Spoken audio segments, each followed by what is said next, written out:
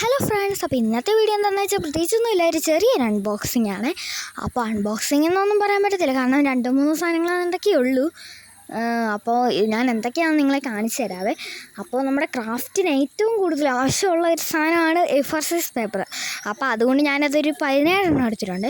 ഇവിടെ കുറച്ച് ദിവസമായിട്ട് വീട്ടിൽ കറണ്ട് ഇല്ലായിരുന്നു, അതുകൊണ്ടാണ് ഞാൻ കുറച്ച് ദിവസമായിട്ട് വീഡിയോ ഇടാതിരുന്നത്. A4 സൈസ് പേപ്പർ ഞാനൊരു 17 വാങ്ങിച്ചിട്ടുണ്ട്.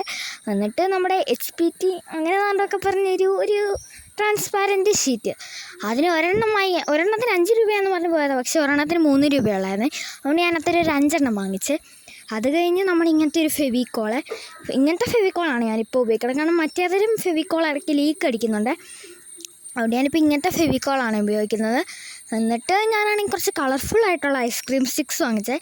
കളർഫുൾ അല്ലാത്ത ഐസ്ക്രീം സ്റ്റിക്ക് ഉണ്ടോയെന്ന് ചോദിച്ചാണ് പോയത്, പക്ഷെ അങ്ങനത്തത് അവിടെ ഇല്ലായിരുന്നു. അപ്പോൾ അതുകൊണ്ട് ഞാൻ ഇങ്ങനത്തെ ഐസ്ക്രീം സ്റ്റിക്സ് എടുത്തേ. എന്തായാലും കളർ അടിക്കേണ്ടതല്ലേ. അത് കഴിഞ്ഞ് ഞാനാണെങ്കിൽ ഒരു സെല്ലോ ടേപ്പ് എടുത്തത്, ട്രാൻസ്പാരൻറ്റ് സെല്ലോ ടേപ്പാണ്. ഇവിടെ ഇഷ്ടംപോലെ ഉണ്ടായിരുന്നു, പക്ഷെ അതൊക്കെ തീർന്നു പോയി. അതുകൊണ്ട് ഞാനാണെങ്കിൽ ഒരു സെല്ലോ ടേപ്പ് വാങ്ങിച്ചിട്ടുണ്ടായിരുന്നു.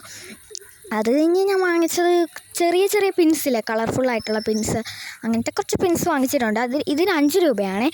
അപ്പോൾ 5 രൂപയുടെ ഈ ഒരു പാക്കറ്റിനകത്ത് നമുക്ക് 20 ഇങ്ങനത്തെ പിൻസ് കിട്ടുന്നുണ്ട്. പല പല കളറുണ്ട്, green, blue, red, yellow, pink, അങ്ങനെ നമുക്കിഷ്ടമുള്ള എല്ലാ തരം കളേഴ്സും ഇതിനകത്തുണ്ട്.